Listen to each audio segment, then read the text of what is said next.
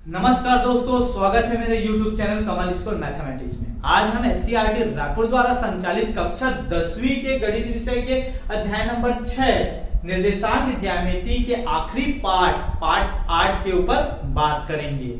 मैंने पार्ट 6 में इस प्रश्नवाली को बनाने के लिए जो बेसिक कॉन्सेप्ट की आवश्यकता है उसको बताया हूं, तथा पार्ट 7 में प्रश्नवाली 3 के प्रश्न नंबर 1 से लेकर प्रश्न नंबर 5 तक का सॉल्यूशन बताया हूं। अगर आप उस वीडियो को नहीं देखे होंगे तो उसको देखिए, जिससे ये प्रश्न नंबर 6 से लेकर प्रश्न नंबर 10 तक को बनाने में आपको आसानी से होगी। ठीक है, अगर नहीं देखे होंगे उसको देखिए, मैं उनका लिंक इस वीडियो के डिस्क्रिप्शन में दे दूंगा। ठीक है, अब आगे बढ़ते हैं हम लोग प्रश्न नंबर 6 की ओर। ठीक है, उस सरल रेखा का समीकरण ज्ञात कीजिए जो y अक्ष से 3 माप का अंडाखंड काटती है एवं जिसकी प्रवणता 5/4 है। बहुत बहुत बहुत आसान है।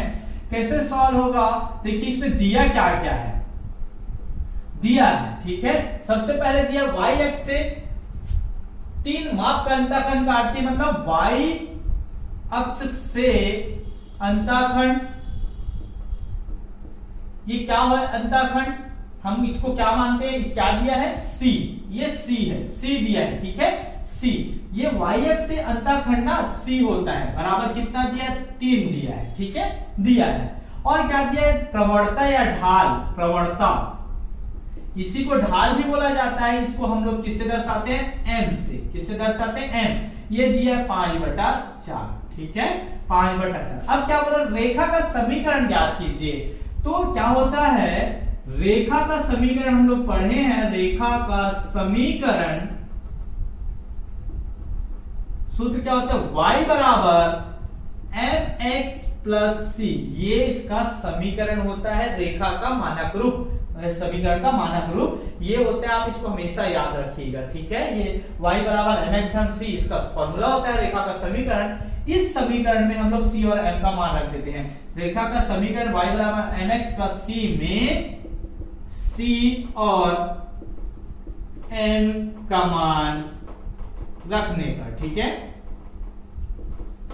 ये बहुत आसान है। अब मान रख देते हैं तो y तो रहेगा, m का मान कितना है, 5/4। ठीक है, ये x हुआ। ठीक है, c का मान कितना है, 3। ठीक है, ये इसका आप लोग चाहोगे तो इसको आंसर बना सकते हैं, परंतु इसको और आगे हल कीजिएगा नहीं तो पूरा नंबर नहीं मिलेगा, काट देंगे नंबर। तो इसको कैसे हल करते हैं, याद रखिएगा। देखो इसको सॉल्व करेंगे पहले तो, इसके नीचे कुछ नहीं है, मतलब 1 है। ठीक है, तो इसको सॉल्व करेंगे तो देखो ये 4 का गुणा इधर कर दो, 1 का गुणा इधर और नीचे का गुणा। इसको दो तरीके से मैं आप लोग को हल करने बताया हूं। ठीक है, कैसे, पहले तो क्रॉस मल्टीप्लिकेशन करते हैं ना, 5 का गुणा 1 से और 4 का गुणा 3 से और नीचे का गुणा कर दीजिएगा, या फिर 4 और 1 को पहले हर को बराबर किया जाता है। ठीक है, क्या किया जाता है, हर को बराबर करने के लिए क्या करते हैं, 4 और 1 का लघुत्तम निकालते हैं। ठीक है, मैं दोनों तरीके से आपको बता देता हूं। अगर शॉर्टकट में जाएंगे तो कैसे होगा, 5 का गुणा 1 से, तो मतलब 5 एकम 5 और ये x है। ठीक है, धन 4 तिया 12। ठीक है, ऐसा हुआ।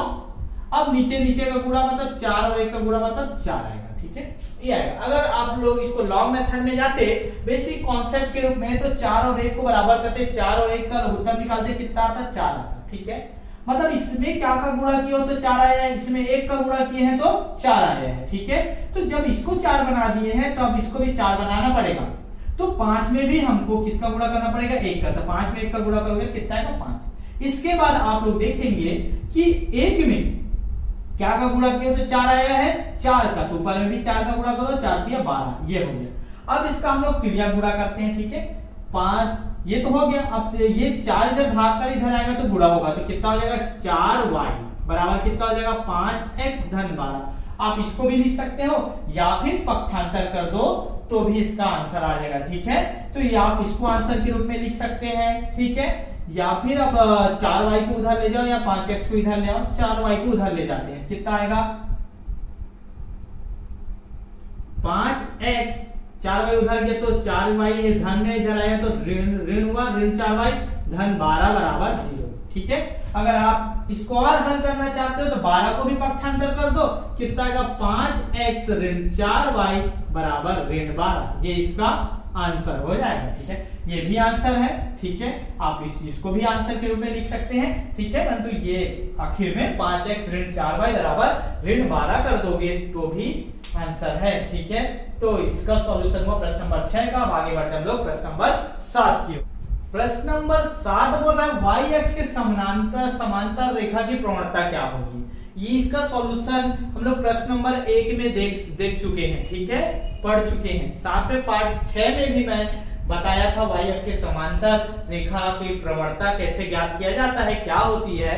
तो ये क्या होती है वाई एक्स, आप लोग वाई एक्स के समांतर रहेगा तो ये खड़ा रहेगा। ठीक है, आप लोग देख सकते हैं इसका कोई स्लोप या ढाल दिख रहा है कि ये तो सीधा सीधा है, ये इसका आंसर आता है अपरिभाषित। ठीक है, तो कैसे आप लोग को मैं बता दूं हल। इसमें क्या होता है वाई एक्स के समांतर में क्या होता है, इसमें x2 माइनस x1 का मान क्या होता है, 0 होता है।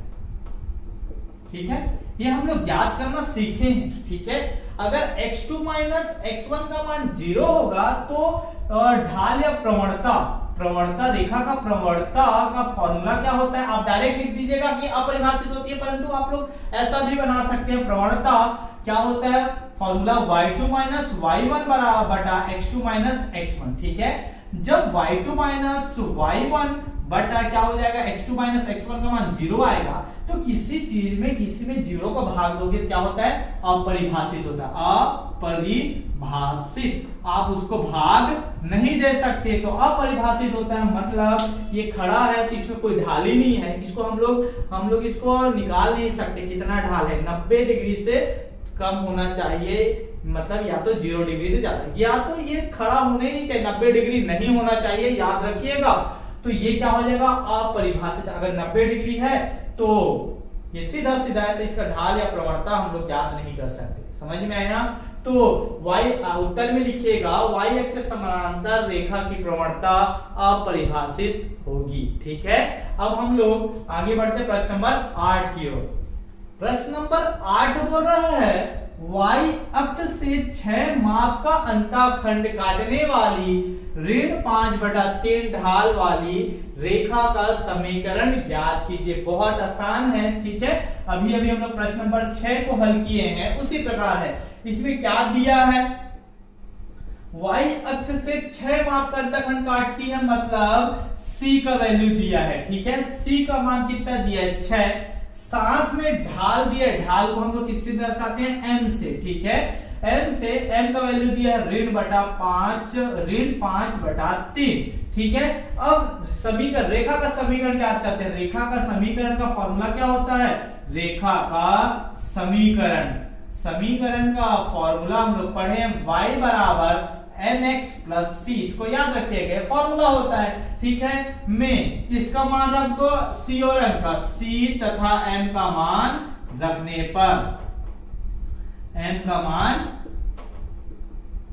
पर, ठीक है, इसका मान रखेंगे तो क्या हो जाएगा, देखो y बराबर, ठीक है, m का मान कितना है, ऋण 5/3। ठीक है, और x का मान तो x है। ठीक है, धन c का मान क्या है, 6। ठीक है, अब इसको हल करते हैं। ठीक उसी प्रकार हम लोग अभी मैं प्रश्न नंबर 6 में इसको कैसे हल किया जाता है बताया था, तो मैं शॉर्टकट में इसको हल करता हूं। ठीक है, इसके नीचे कुछ नहीं, मतलब ऋण 5 और 1 का गुणा ऋण 5, ये x होगा, 3 का गुणा 6 से 6 3 18, और नीचे का गुणा 3 एकम 3। इसको सॉल्व करोगे तो ये आएगा। चाहोगे तो आप लोग इसको बेसिक कॉन्सेप्ट क्या बताया था, पहले तो इसको हल करने के लिए हर को बराबर करते, 3 और 1 को बराबर किए, 3 आया, 3 में क्या का गुणा किए, 3 आया है 1 का, तो ऊपर में भी 1 का गुणा किए। ठीक है, इसमें 1 को हम लोग 3 बना चुके हैं, 3 में किसका गुणा किए, तो 3 आया है 3 का। ठीक है, 1 में 3 का गुणा किया, 3 आया ना, तो 3 का ऊपर में भी गुणा कीजिएगा, 6 3 18। ठीक है, अब क्रॉस ये 3 इधर भाग कर इधर आकर क्या हो जाएगा, गुणा होगा, तो कितना होगा, 3y। ठीक है, बराबर ऋण 5x धन 18। ठीक है, ये हो गया। अब 3 का गुणा इधर हुआ, 3y हुआ। अब सबको इधर ले आओ तो आओगे तो ऋण 5x इधर ऋण है, इधर आएगा तो धन 5x हो जाएगा। ये पहले से है धन 3y हो जाएगा। अब ये 18 धन में ही इधर आएगा तो ऋण 18 हो जाएगा बराबर 0। यही क्या है, रेखा का समीकरण है, रेखा का समीकरण। ठीक है, तो ये इसका आंसर है प्रश्न नंबर 8 का। ठीक है, अब आगे बढ़ते हैं हम लोग प्रश्न नंबर 9 की ओर। प्रश्न नंबर 9 बोल रहा है उस सरल रेखा का समीकरण ज्ञात कीजिए जिसकी प्रवणता 7/3 तथा रेखा की बिंदु क्या है, 6 से होकर जाती है। रेखा कोई बिंदु 6 से होकर जाती है। बहुत आसानी इसको सॉल्व करते हैं। सबसे पहले जो दिया है उसको लिख देते हैं। दिया है, क्या दिया है हमारे पास, सबसे पहले तो ये प्रवणता दिया है। प्रवणता कितना दिया है, 7/3। ठीक है, तथा बिंदु कोई दिया है कितना, 6 और 0। ठीक है, अब क्या बोल रहा है, उस सरल रेखा का समीकरण ज्ञात कीजिए जिसकी प्रवणता 7/3 है तथा रेखा बिंदु क्या है, 6 से होकर गुजरती है। तो इसमें मान लो कोई रेखा कहां से गुजरती है, 6 और 0 से। तो कोई एक ही बिंदु से तो नहीं गुजरती होगी, कम से कम 2 बिंदु से होकर गुजरती है। ठीक है, तो दूसरा बिंदु को मान लो। तो मान लो रेखा, माना रेखा कहां कहां से गुजरती है, एक बिंदु हो गया, बिंदु